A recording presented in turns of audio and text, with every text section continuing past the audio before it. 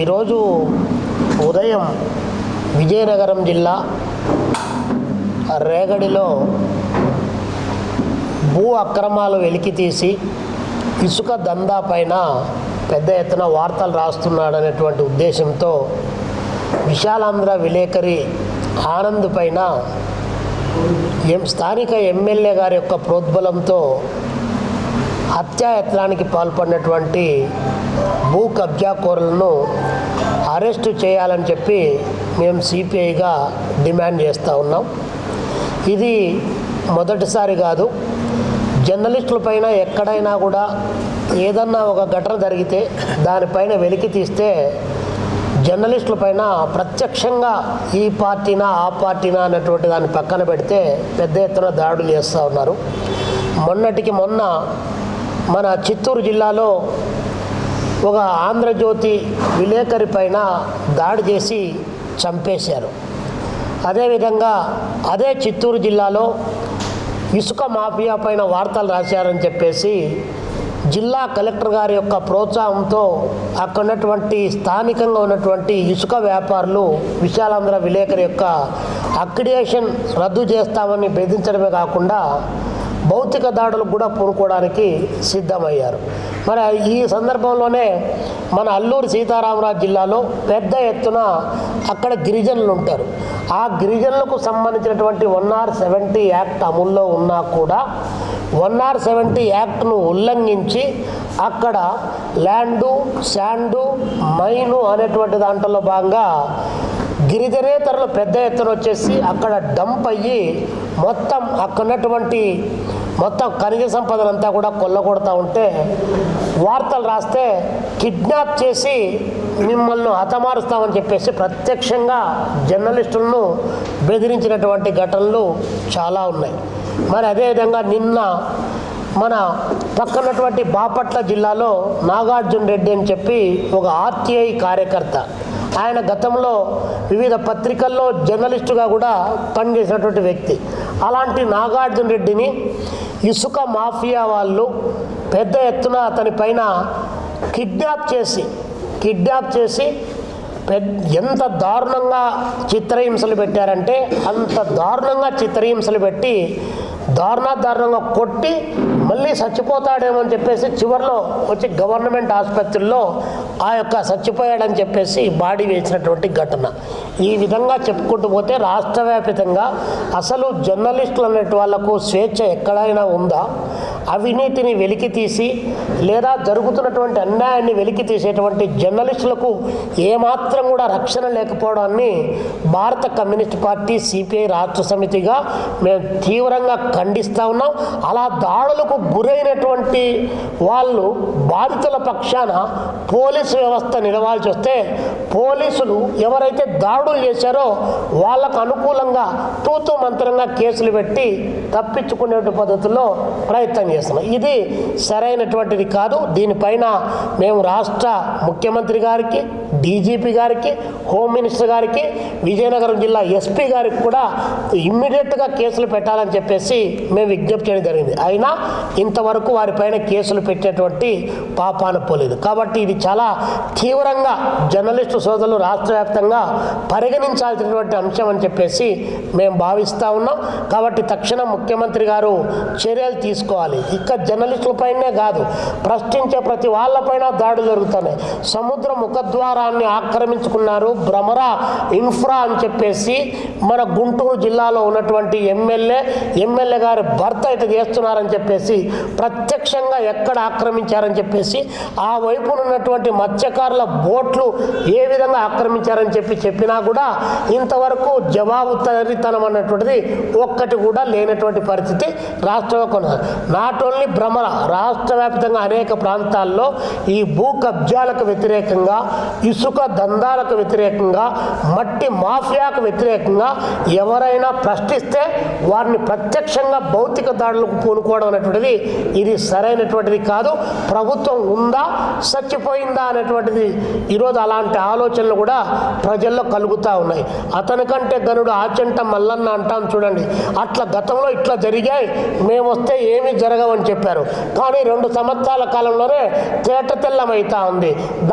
దీన్ని సరిపోల్చుకుంటే ఎక్కడ చూసినా కూడా వ్యత్యాసం ఎక్కడ కూడా కనిపించినటువంటి పరిస్థితి ఈరోజు రాష్ట్రంలో కొనసాగుతుంది. That is the number 1. రెండోది, మన చంద్రబాబు నాయుడు గారు చాలా గట్టిగా 34% ఈరోజు ఉన్నటువంటి బీసీలకు రేపు రానున్నటువంటి స్థానిక ఎన్నికల్లో 33.7% స్థానిక ఎన్నికల్లో రిజర్వేషన్ కల్పిస్తామని చెప్పేసి వారు ప్రకటించారు. మేము అడుగుతా ఉన్నాం, నిజంగా మీరు కల్పించాల్సిన బాధ్యత కూడా ఉంది. ఎందుకంటే భారత రాజ్యాంగంలో జనాభా ప్రాతిపదిక పైన వారికి రావాల్సినటువంటి హక్కులను దఖలపరచాలని చెప్పే మేము సిపిఐగా డిమాండ్ చేస్తున్నాం. కానీ మీరు 2021 లెక్కలు గణాంకాల ప్రకారం తీసుకున్నా, లేదు 2011 జనాభా ప్రాతిపదికను తీసుకున్నా, అదేవిధంగా 2021లో ఇచ్చినటువంటి హైకోర్టు తీర్పును పరిగణలోకి తీసుకున్నా కూడా మీరు చెప్పేదానికి ఆచరణకు మాకెందుకో చాలా పెద్ద ఎత్తున అనుమానం కలుగుతుంది. కారణం ఏంటంటే ఈరోజు మీరు చెప్పినటువంటి లెక్కల ప్రకారం ఎస్సీ జనాభా 16% ఉంది, ఎస్టీ జనాభా 7% ఉంది, బీసీ దానికి సంబంధించిన దాంట్లో 34%. అంటే మీరు దీని ప్రకారం అంటే టోటల్ కలిపితే 57% రిజర్వేషన్ రావాలి. కానీ 57%కి సుప్రీంకోర్టు అంగీకరించలేదే, 50% మాత్రమే పరిమితం కావాలన్నారు. మరి ఇందులో ఎస్సీల గొంతుకు వస్తారా, ఎస్టీల గొంతుకు వస్తారా, బీసీల గొంతుకు వస్తారా? స్టేట్ను యూనిట్గా తీసుకుంటారా? మండలాన్ని యూనిట్గా తీసుకోం, స్టేట్ యూనిట్గా అన్నారు. కాబట్టి ఇలాంటి అనుమానాలన్నీ పెద్ద ఎత్తున రేకెత్తిస్తున్నటువంటి నేపథ్యంలో బలమైనటువంటి ఎక్కువ జనాభా కలిగినటువంటి ఈ వర్గాలకు అన్యాయం జరగకుండా 2021 పంచాయతీ ఎన్నికల్లో 0 ఏ ఒక్కరికి రాకుండా ఎస్సీలకు రానటువంటి పంచాయతీలు ఉన్నాయి, ఎస్టీలకు రాని పంచాయతీలు ఉన్నాయి, బీసీలకు కూడా ఒక పంచాయతీ కూడా పోటీ చేయలేనటువంటి ప్రకాశం, నెల్లూరు లాంటి జిల్లాల్లో మా అధ్యయనాల్లో 6-7 పంచాయతీలు తేలినటువంటిది ఒకటి కొనసాగుతుంది. కాబట్టి ఈ నేపథ్యంలో మేము చంద్రబాబు నాయుడు గారికి మేము విజ్ఞప్తి చేస్తున్నాం, ఆల్ పార్టీ మీటింగు పెట్టడం ద్వారా దీనికి ఒక పరిష్కార మార్గాన్ని ఎతకాలి. మాకందరికీ అనుమానాలు ఉన్నాయి, ఆ అనుమానాలను నివృత్తి చేయమని చెప్పి మీకు ఉత్తరాలు కూడా పంపించడం జరిగింది. దీనిపైన చర్య తీసుకోమని చెప్పేసి చంద్రబాబు నాయుడు గారికి మేము విజ్ఞప్తి చేస్తూ ఉన్నాం. మరి ఇంకా అసలైనటువంటి విషయం ఏంటంటే కేజీబీ పాఠశాలకు సంబంధించి కస్తూరిబా విద్యా సంస్థలకు సంబంధించిన దాంట్లో చాలా ఉత్సాహంగా ఇటీవల కాలంలో టెండర్లకు ఆహ్వానించారు. ఏది 11:25 టెండర్లు రద్దు చేస్తూ 11:45 న్యూ బిడ్డును ఓపెన్ చేసే పద్ధతిలో కేజీబీ దానికి సంబంధించి వచ్చారు. అందులో కేజీబీ విద్యా సంస్థలు చదివేటువంటి విద్యార్థులకు మెనూ ఛార్జీ 1600 రూపాయలు కేటాయించారు. కానీ ఈరోజు వాళ్ళు ప్రకటించినటువంటి రేట్ల ప్రకారం 30 నుంచి 40% అదనంగా రేట్లు వేశారు. ఈ లెక్కన 2000 రూపాయలు 2200 రూపాయలు మెస్ ఛార్జీలు పెరిగేటువంటి ఆస్కారం ఉంది. మరి 1600 డబ్బులు కేటాయించిన తర్వాత మరి ఇందులో 400 ప్లస్ 200 600 రూపాయలు ఎలా మేనేజ్ చేస్తారు? ఏ పత్తులో మేనేజ్ చేస్తారు? ప్రజలకు విద్యార్థులకు చెప్పాల్సినటువంటి అవసరం ఉంది.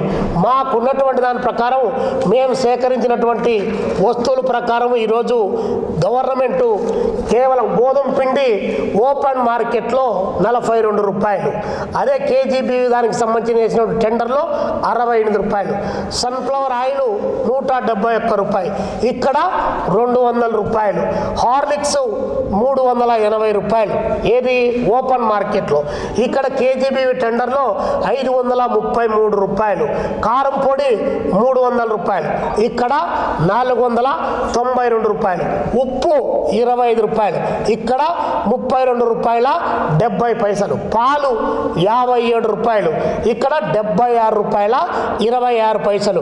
దీన్ని అడిగితే డబల్ టోన్ పాలు అని చెప్పారు. డబల్ టోన్ అయినా త్రిబుల్ టోన్ అయినా కూడా ఆ పాలు నాణ్యత ప్రమాణాలు బట్టే ఉంటాయి తప్ప ఇక్కడ వేసిన రేట్ల ప్రకారం కాదు. కోడిగుడ్డు 6.20 ఓపెన్ మార్కెట్లో, ఇక్కడ ₹7.50 వేశారు. ఇవి మచ్చుకు 30 నుంచి 40% కేజీబీవీ టెండర్లో అదనంగా వేశారు. ఇది వేసుకోవడానికి అవకాశం కల్పించడంలో కనీసం అంటే 25 కోట్ల రూపాయలు డబ్బులు చేతులు మారాయని చెప్పి మేము ప్రభుత్వానికి విత్ వాళ్ళు వేసినటువంటి 11:25 అర్ధరాత్రి పూట ఈ సర్వశిక్ష అభియాన్లో ఉన్నటువంటి వాళ్ళు 12 గంటల వరకు మేలుకొని టెండర్లు మార్చినటువంటి ఆ టెండర్ ప్రాసెస్తో సహా ముఖ్యమంత్రి గారికి, విద్యాశాఖ మంత్రి గారి దృష్టికి మేము తీసుకొని పోయినాం. 11వ తారీఖు చెప్పాం, కానీ ఇంతవరకు లేదు. 17వ తారీఖు మళ్ళీ తిరిగి మాకు 21 పేజీలు సిపిఐకి సంబంధించి 21 పేజీలు వాళ్ళు చెప్పినటువంటి దానికి ఇక్కడ దానికి సంబంధం లేదని చెప్పి ప్రకటించారు. మరి సంబంధం ఉందా లేదా అనేటువంటిది వారు ఇచ్చిన 21 పేజీల వివరణకు మేము జవాబు చెప్పాం. మీరు మార్కెట్ ఓపెన్ మార్కెట్లో ఏముంది, ఇక్కడ మీరు చెప్పినటువంటి బ్లింకిట్ ఏదైనా కూడా ప్రపంచ చరిత్రలో పోనీ దేశ చరిత్రలో ఎక్కడైనా కూడా ఓపెన్ మార్కెట్లో రేట్లు పెరుగుతూ ఉంటాయి, తరుగుతూ ఉంటాయి. బ్లింకిట్ కానీ లేకపోతే మీరు బిగ్ బాస్కెట్ కానీ లేదు ఇంకా మాల్స్లో కానీ రేటు ఎలా పెరుగుతుంది, ఎలా తరుగుతుంది, ఉదయం పూట ఎట్లా ఉంటుంది, రాత్రికి అయ్యేటప్పటికి ఎలా ఉంటుంది అనేటువంటిది మనకు గణాంకాలు ఒకవైపు చెప్తున్నాయి. వాటన్నిటినీ మించి ఈరోజు మోసం చేయడానికి కావాల్సినటువంటి ప్రయత్నం జరిగింది. ఈ అన్యాయం జరిగింది, ఈ అక్రమం జరిగిందని చెప్పి మేము వివరాలు ఇస్తే ఇంతవరకు ప్రభుత్వం చర్యలు తీసుకోలేదు. కాబట్టే మేము ఈరోజు త్రూ మీడియా ద్వారా ప్రభుత్వానికి విజ్ఞప్తి చేస్తున్నాం. 1 కాదు 2 కాదు, మొత్తం దీనికి సంబంధించినటువంటి డీటెయిల్ 2 రకాలైనటువంటి ఉత్తరాలు పంపించాం. అదేవిధంగా 30 నుంచి 40% రేట్లు ఎలా పెరిగాయినటువంటి వివరాలు చెప్పాం. అదేవిధంగా కోర్టుకు సంబంధించిన దాంట్లో ఆగమేఘాల పైన వాళ్ళకు ఆగస్టు వరకు, ఈ నెల 31వ తారీఖు వరకు వారికి టైం ఉంటే ఇమ్మీడియట్గా టెండర్లు పిలవాల్సినటువంటి అవసరం ఏమొచ్చింది. పైగా బల్క్లో 10 మాసాలకు కావాల్సినటువంటి సరుకులు ఒకేసారి కొనుగోలు చేయడానికి ఇచ్చారు. తర్వాత 1 టైం సెటిల్మెంట్ మనీ ఇస్తే 6%, 2% ఏదైనా కూడా బిగ్ మార్కెట్కి పోతే, బిగ్ బాస్కెట్ దగ్గరికి పోతే వాళ్ళు ఇమీడియట్గా డబ్బులు ఇస్తే 2% నుంచి 6% వరకు ధరలు తగ్గించి ఇస్తారు. అట్లాంటి బల్క్ ఒకేసారి కొనుగోలు చేశారంటే ఇందులో పెద్ద తలకాయలు ఉన్నాయి, అక్రమాలు జరిగాయి. దీనిపైన విచారణ జరిపించాలి, ఈ టెండర్లు రద్దు చేయాలి. ఈ టెండర్లు రద్దు చేయడం ద్వారానే చిన్న వెండర్స్గా ఉన్నటువంటి వాళ్ళందరికీ కూడా ఒక ఉపాధి అవకాశం వస్తుంది. నలుగురు కలిసి ఏది మార్కెట్ ఏ ప్రభుత్వం వచ్చినా కూడా అంటే ప్రభుత్వం మారుతుంది కానీ దోపిడీదారులు మారడంలా. ఏ పార్టీ వచ్చినా కూడా అక్కడైనా ఇక్కడైనా మేమే అని చెప్పి నలుగురు రింగ్ అయి మొత్తం కేజీబీవీని మొనోపలిగా శాసించి ఈరోజు పెద్ద ఎత్తున అక్రమాలకు పాల్పడ్డారు. ఆ అక్రమాలకు పాల్పడడంలో 23%, అంతా ఇంత కాదు, 23% ఆఫీస్ ఎంత, అటెండర్లు ఎంత, అక్కడ ఉన్నటువంటి అధికారులు ఎంత, పై వాళ్ళకి ఎంత, కింద వాళ్ళకి ఎంత అని చెప్పేసి రేటు పెట్టి మరీ దోపిడీ చేయడానికి లైసెన్సులు మంజూరు చేశారు. అంటే ప్రజాధనాన్ని ఇంత పెద్ద ఎత్తున దుర్వినియోగం చేయడం సరైనటువంటిది కాదు. కాబట్టి కేజీబీవీ విద్యా సంస్థలకు ఏదైతే టెండర్లు వేశారో వాటి రద్దు చేసి మేము కోర్టు తీర్పిచ్చిందని చెప్పారు. కోర్టు తీర్పిచ్చింది కానీ లైసెన్సులు మంజూరు చేయలేదు దోపిడీకి. అక్కడ ఉన్నటువంటి అసలు విషయాన్ని మరిచేసి ఐఏఎస్ ఆఫీసర్లు కొంతమంది కావాల్సిన పద్ధతుల్లో సమయోచితంగా భాష వస్తుంది కాబట్టి ఆ భాషను ఉపయోగించి ప్రజలను మభ్యపెట్టేటువంటి పద్ధతిలో తయారవుతున్నారు. దీన్ని రద్దు చేయకపోతే రాష్ట్ర వ్యాప్తంగా మేము ఆందోళన చేస్తామని చెప్పి ప్రభుత్వానికి తెలియజేస్తాను. చివరి అంశం, ఈరోజు ఆర్టీ యాక్ట్ ఒకటి ఉంది, ఏది విద్యా హక్కు చట్టం 2009 విద్యా హక్కు చట్టం. దాని ప్రకారము ఈ రాష్ట్రంలో ఉన్నటువంటి సోకాళ్ళు కార్పొరేట్ విద్యా సంస్థల్లో 25% విద్యార్థులకు సీట్లు ఇవ్వాలి. అది రూలు. ఇది ఇక్కడ భారత ప్రభుత్వం చేసినటువంటిది. కానీ ఇక్కడ ఈ రాష్ట్రంలో మెజారిటీ విద్యా సంస్థల్లో ఏ ఒక్కరు కూడా అమలు చేయలే. పైగా భాష్య విద్యా సంస్థల్లో అమలు అమలు చేయలేదని చెప్పి జిల్లా కలెక్టర్లు, ఎడ్యుకేషన్ ఆఫీసర్లకు, అదేవిధంగా ఇంటర్మీడియట్ బోర్డు అధికారులకు, అనేక మందికి డిఈఓలకు విజ్ఞప్తి చేస్తే ఆయన ఎంపీ గారు కాబట్టి ఆయన్ని మనం ఏమి అనలేమని చెప్పేసి డిఈఓలు అంటారు. అంటే వాళ్ళు వేసేటువంటి ఎంగిలి మెతుకులకు ఆశపడి, రక్తపు కూడుకు ఆశపడి భారత ప్రభుత్వం చేసినటువంటి విద్యా హక్కు చట్టాన్ని ఆర్టికల్ 21 వైలేట్ చేయడం ఏ మేరకు ఇది భావ్యం అని చెప్పేసి ఈ రాష్ట్రంలో జరుగుతున్నటువంటి ఎడ్యుకేషన్ మాఫియాకు ఇది నిదర్శనం కాదా? ఈ ఎడ్యుకేషన్ మాఫియాకు అసెంబ్లీలో కూర్చొని దానికి కాపలా కాస్తున్నట్టు వాళ్ళు ఎవరు అని చెప్పేసి మేము సిపిఐగా అడుగుతున్నాం. ఈ యొక్క విద్యా హక్కు చట్టం ఇంప్లిమెంట్ చేయకపోతే విద్యా సంస్థల గుర్తింపు రద్దు చేయాలన్నటువంటిది ఆ చట్టంలో ఉంది. కానీ ఆ చట్టం వారికి చుట్టంగా మారిపోయింది. జర్నలిస్టుల పిల్లలకు లేవు, అదేవిధంగా పేద పిల్లలకు లేవు, మెరిటోరియస్ స్టూడెంట్స్ ఎవరైతే ఉన్నారో వాళ్ళకు కూడా లేనటువంటి పరిస్థితి ఈ రాష్ట్రంలో కొనసాగుతుంది. కాబట్టి దీనిపైన తక్షణం చర్యలు తీసుకోవాలని చెప్పేసి మేము సిపిఐగా డిమాండ్ చేస్తున్నాం. సాక్షాత్ ఇది జరుగుతున్నటువంటిది పులివెందుల్లో జరిగింది, నెల్లూరులో జరిగింది, విజయవాడలో జరిగింది, గుంటూరులో జరిగింది. ఈ కార్పొరేట్ విద్యా సంస్థలు ఎక్కడైతే ఉన్నాయో అక్కడ ప్రతి చోట కూడా ఇది పెద్ద ఎత్తున దందా కొనసాగుతుంది. కాబట్టి ఎడ్యుకేషన్ మాఫియాకు కళ్ళెం ఏమని చెప్పేసి మేము సిపిఐగా విజ్ఞప్తి చేస్తా ఉన్నాం.